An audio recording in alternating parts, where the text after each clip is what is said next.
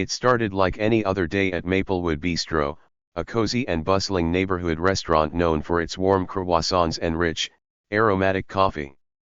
The morning rush brought a lively energy to the place as people hurried in for their favorite breakfast specials or lingered over leisurely conversations. Sunlight streamed through the large windows, casting a golden glow on the wooden tables and chairs that lined the dining area. At first glance, everything seemed perfectly ordinary. The waitstaff weaved gracefully between tables, balancing trays of steaming dishes. The clinking of utensils and cheerful chatter created a symphony of daily life. Maplewood Bistro had its regulars, businessmen flipping through newspapers, mothers feeding toddlers, and students hunched over laptops. For most people there, it was just another day.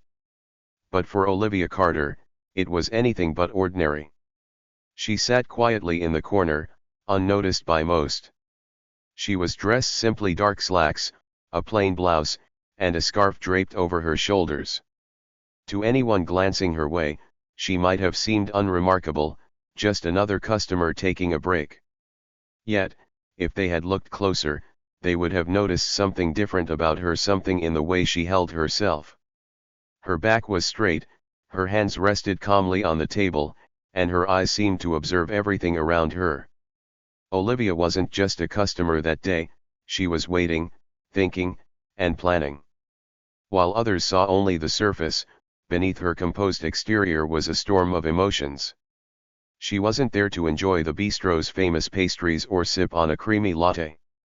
She was there because of something far bigger than breakfast, something that had drawn her back to this place, despite the memories that weighed heavily on her heart. Maplewood Bistro held a history for Olivia, though few knew about it. Years ago, she had frequented this very spot, sitting in that same corner, dreaming of a better future. Back then, life had been a series of uphill battles. She'd struggled to make ends meet, working multiple jobs, often skipping meals so she could afford textbooks for school. But she'd always told herself that one day, her hard work would pay off. One day, she'd rise above the struggle. Now, she had returned not as the struggling young woman from before but as someone completely transformed. Yet, no one in the restaurant could see the journey that had brought her here. To them, she was invisible, just a quiet woman in the corner. Invisible, that is, to everyone but one person, Mark Reynolds, the manager. Mark's voice cut through the lively buzz of the restaurant like an unwelcome interruption. "Table for one," he asked, his tone laced with disinterest as he approached Olivia. Without waiting for her reply, he grabbed a menu and motioned her toward a table near the kitchen, a spot no one wanted, tucked away from the cozy charm of the main dining area. Olivia didn't flinch. She followed him without a word, her face unreadable. She sat down, placed her bag on the chair beside her, and opened the menu. Mark's attitude didn't bother her. It didn't surprise her either. She had known men like him her entire life, men who judged people by appearances, who assumed they knew everything about a person at first glance. Mark, however, was oblivious to the fact that he was making the gravest mistake of his life. To him, Olivia was just another customer, a nobody who didn't deserve the time or respect he reserved for his wealthier patrons. He was a man who thrived on arrogance, a self-proclaimed king of this small domain. "Let me guess," he said, his voice dripping with sarcasm as he returned to her table. "Coffee and a croissant? Or is that too fancy for you?" Olivia looked up at him, her expression calm but her eyes sharp. She smiled softly and replied, "I'll just have a coffee, thank you." Her politeness only seemed to irritate Mark further. He huffed and walked away, muttering something under his breath about people who don't know their place. Olivia heard him, but she didn't react. She had learned long ago that silence could be more powerful than words. As she waited for her coffee, Olivia observed the restaurant. It was exactly as she remembered: warm, inviting, and full of life. But she couldn't ignore the darker side of it, the side that Mark represented. He moved through the room with an air of superiority, snapping at waitstaff,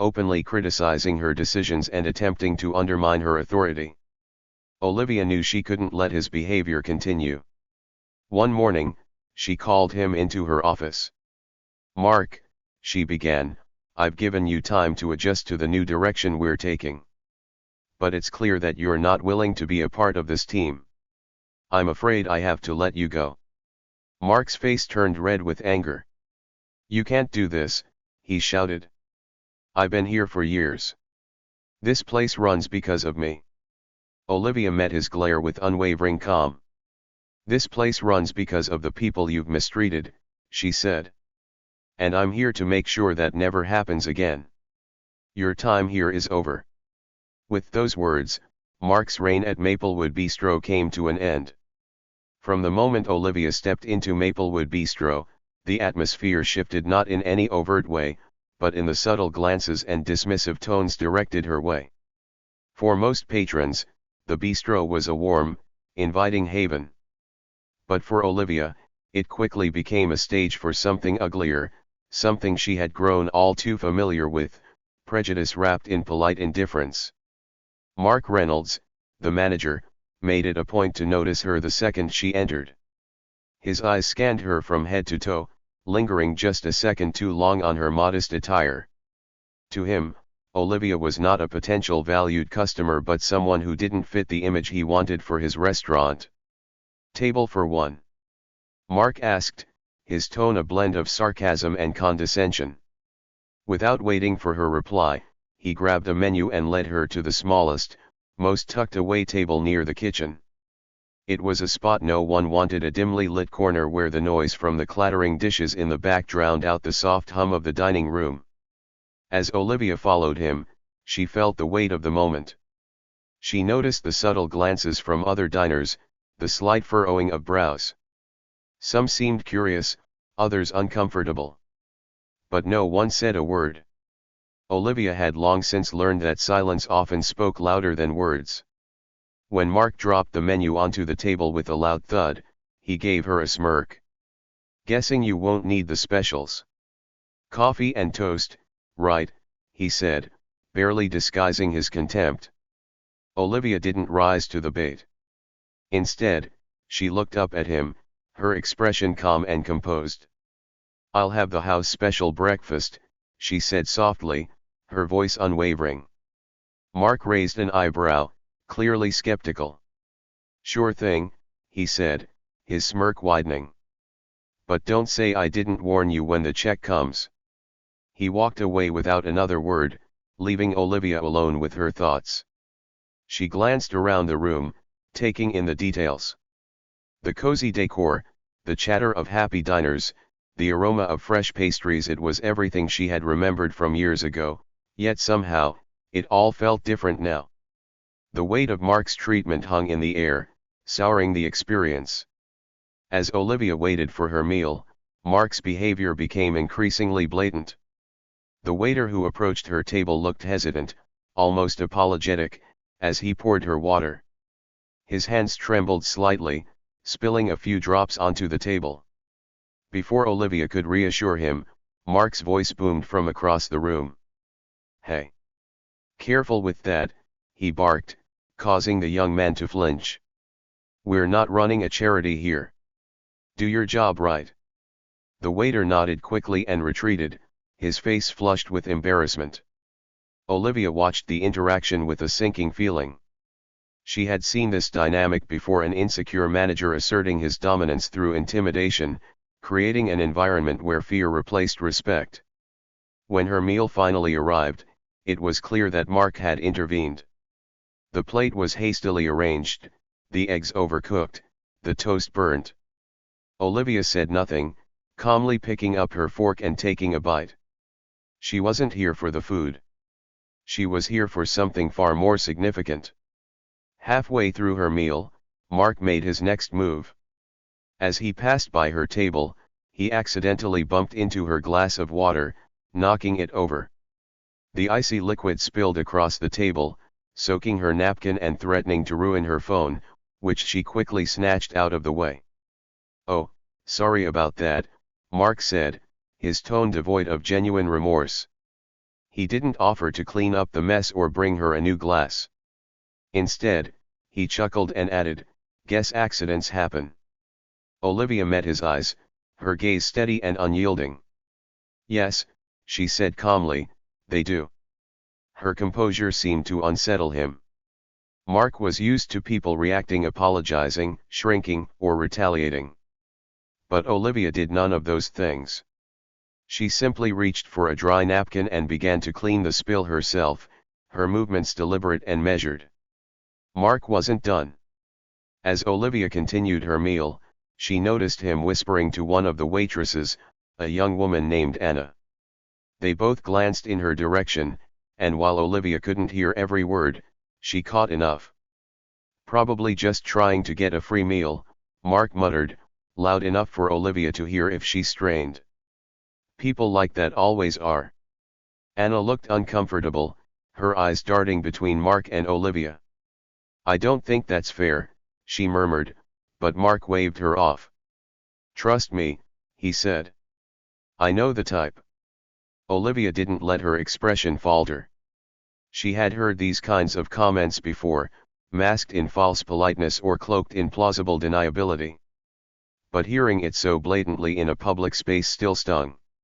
It wasn't just the words, it was the way Mark carried himself, so sure of his superiority, so confident that there would be no consequences for his behavior.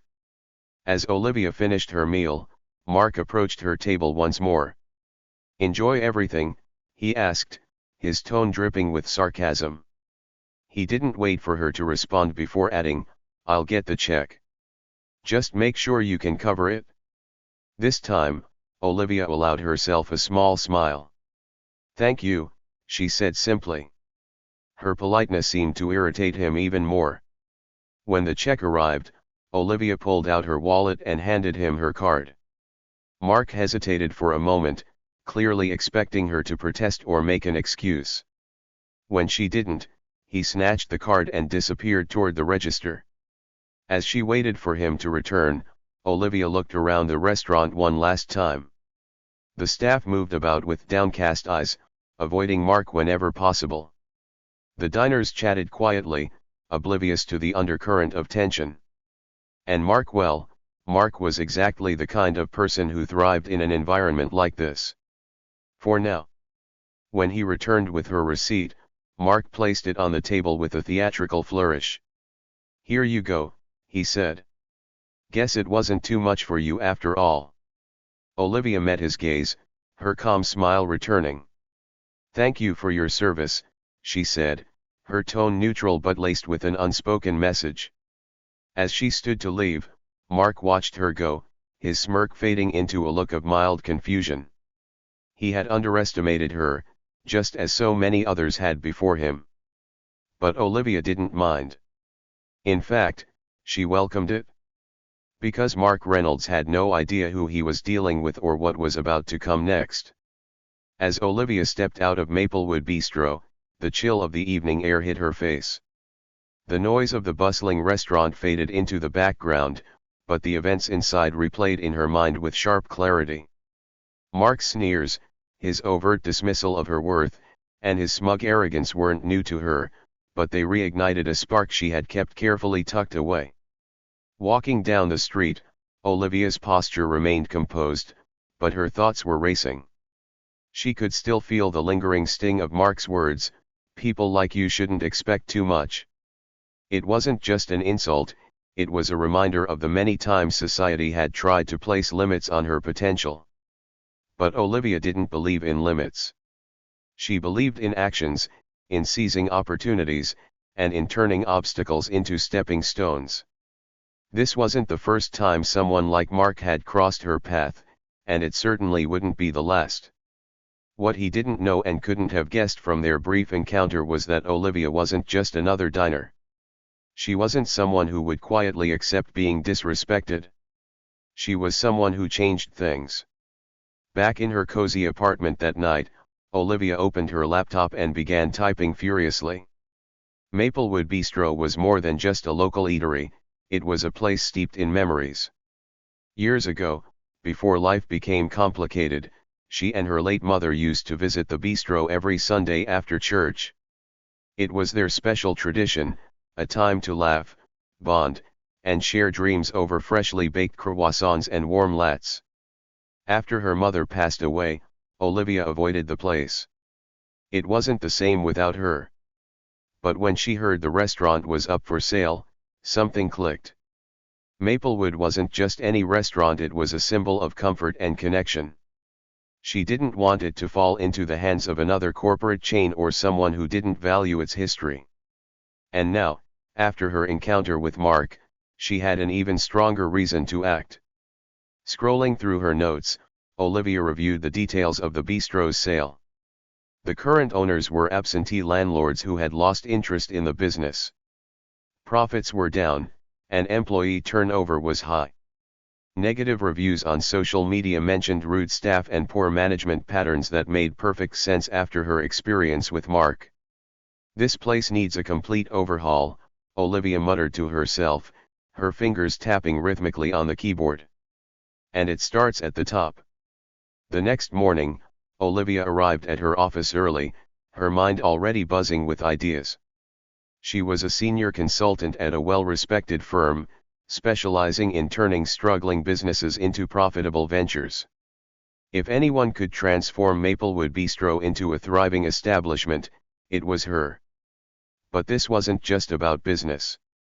It was personal.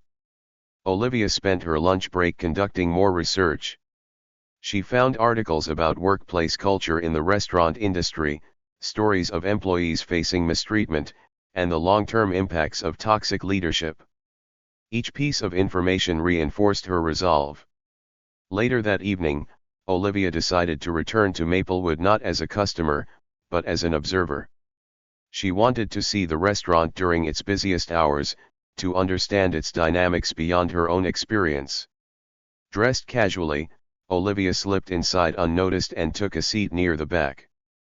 The dining room was packed, the sound of clinking glasses and laughter filling the air. But beneath the surface, she could see cracks in the operation. Waitstaff scurried about, their faces strained with exhaustion. The kitchen staff shouted orders back and forth, their voices tinged with frustration. And then there was Mark standing near the counter, arms crossed, barking orders with the demeanor of a self-appointed king. "Table 6 has been waiting for 15 minutes, one waitress said timidly, her voice barely audible over the noise. Mark scoffed. "They can wait longer. Tell them we're busy. And don't mess up their order this time, or it's coming out of your tips." Olivia watched as the waitress nodded and hurried away, her shoulders slumped. Mark's presence was like a dark cloud hovering over the staff. Every interaction with him seemed to drain their energy, replacing it with a mix of fear and resentment. It was clear that his management style wasn't just ineffective, it was toxic. After her second visit, Olivia began reaching out to former employees. It wasn't difficult to find people willing to talk. Mark's reputation preceded him. "He's the reason I left," said Monica, a former server. "He constantly belittled me in front of customers. It didn't matter how hard I worked, nothing was ever good enough for him." Another ex-employee, Carlos, shared a similar story. "Mark didn't just yell, he made it personal. He'd mock my accent, call me lazy, and blame me for things that weren't my fault. I stuck it out for as long as I could because I needed the paycheck, but eventually, I couldn't take it anymore." As Olivia listened to their stories, her determination grew stronger. Maplewood Bistro wasn't just a struggling business, it was a place crying out for change. And Olivia was ready to answer that call. Over the next few weeks, Olivia worked tirelessly to finalize her plan. She reached out to the bistro's current owners, presenting herself as a serious buyer. She consulted with legal advisors to ensure the transition would go smoothly. And she began drafting a vision for what Maplewood could become under her leadership. Her plan wasn't just about improving profits, it was about creating a culture of respect and inclusion. She envisioned a restaurant where employees felt valued, customers felt welcome, and the food was as memorable as the experience. The paperwork was signed. The deal was sealed. Maplewood Bistro officially belonged to Olivia Carter. When Olivia walked into Maplewood as the new owner for the first time, the staff didn't know what to expect. Mark, however, greeted her with his usual smirk. "Back again, huh? You must really like this place," he said, his tone dripping with sarcasm. Olivia smiled politely. "I do like this place," she replied. "In fact, I like it so much that I bought it." Mark's smirk faltered. "You, what?" "I'm the new owner," Olivia said calmly, her voice carrying a quiet authority. "And I think we need to have a conversation about how this restaurant has been run." Mark stared at her, his face a mix of disbelief and anger. "You've got to be kidding me," he muttered. But Olivia wasn't kidding. And over the next few weeks, she proved it. Mark Reynolds didn't know it yet, but the cracks in his empire were already beginning to show. Olivia had seen all she